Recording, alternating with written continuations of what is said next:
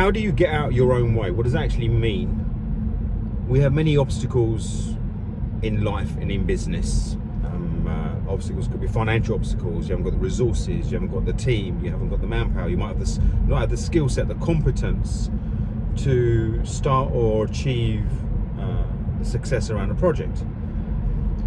But there's a hidden, sometimes known, but hidden aspect of the kind of success that we can achieve, which is ourselves.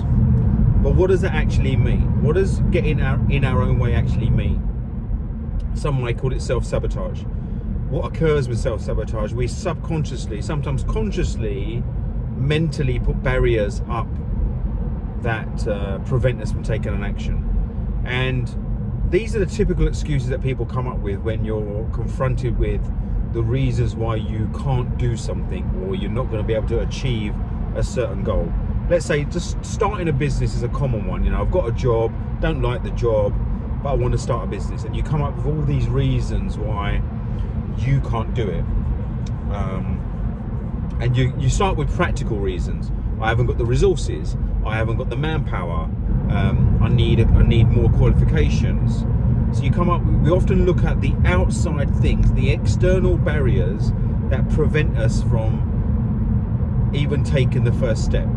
And that's the thing about any project. We look at the end goal and we come up with, rightly so, all the things that need to occur to achieve this end goal. And there might be, let's say, 100 things to be achieved to achieve this end goal.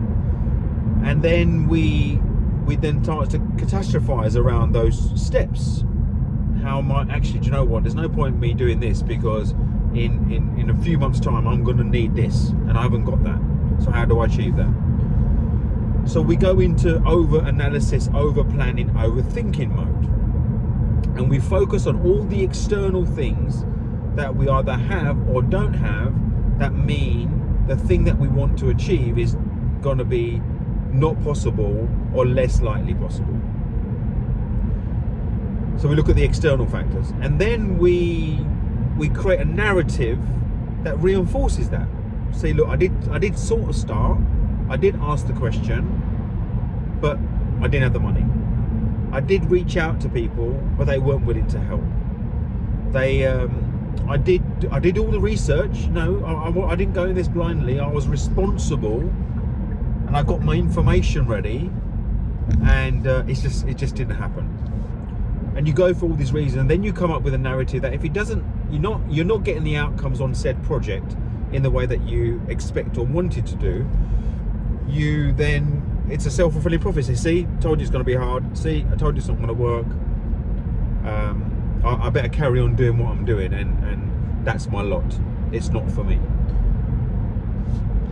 And the other parallel conversation happens is when you look at other people or other situations there where from the outside they are achieving things, you assume the reason they're having the success that you're not is they have the external stuff in place. They have the money in place, they have the team in place, they have the resources in place, they have the knowledge in place, they have all the things in place that you believe you haven't got in place in order for you to achieve this project.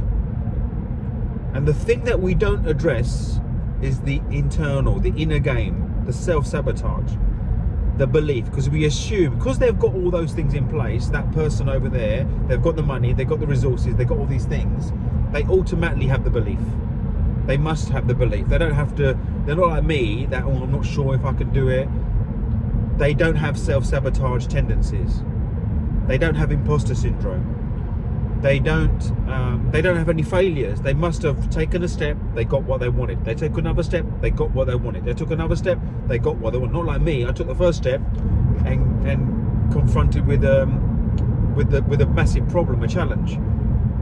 And we look at other people who achieve great things and things, they didn't have any of the barriers that I'm confronted with.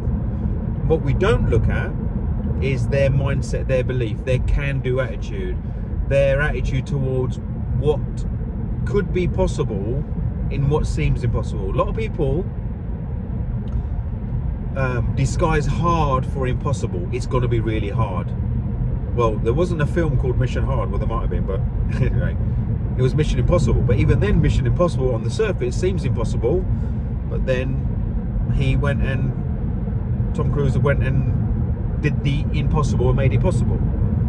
So why are you right now believing the reason certain things aren't happening is because of outside things? Now, they were maybe genuine, but believe you me, that when you get the inner game right, when you sort the inner game dialogue, it's amazing how you start finding solutions beyond your current capabilities of what seemed like an outside barrier. And when you start finding these solutions to what seem like outside barriers, because you have a different perspective on things.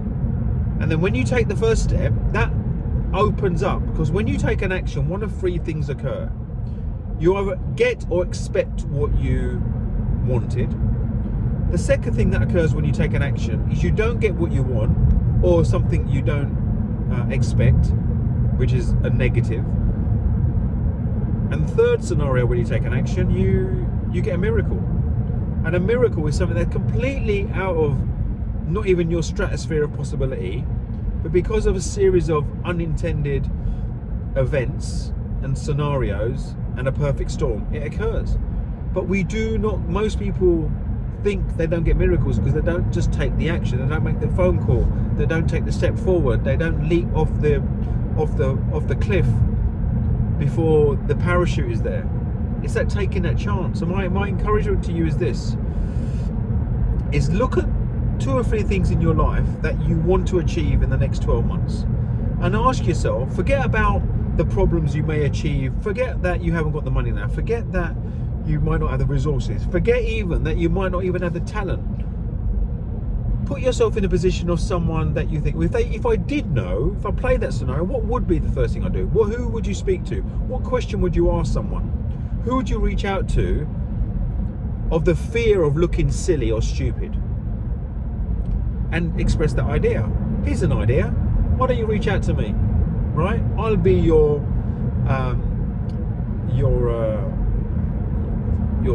catalyst to see whether that idea. Now, this is what I'll do. Whatever you come to me for, I won't ever say it's a bad idea. What we'll agree on is the first step.